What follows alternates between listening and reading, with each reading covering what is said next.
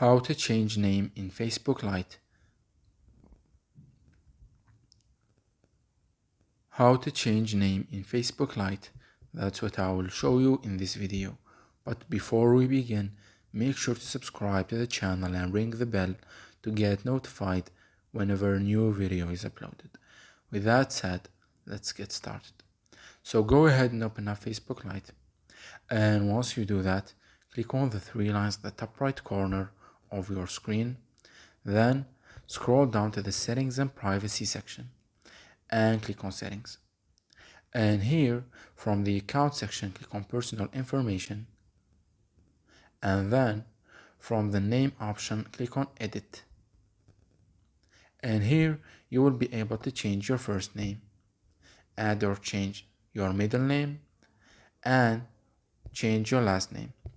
And once you are okay with the changes, click on review change. And here it will give you a preview of your name, so you can choose whether you want your name to appear first name last name or last name first name. And keep in mind that you won't be able to change your name within the next 60 days. Once you are okay with the changes, click on this field right here and enter your password, then click on save changes to confirm.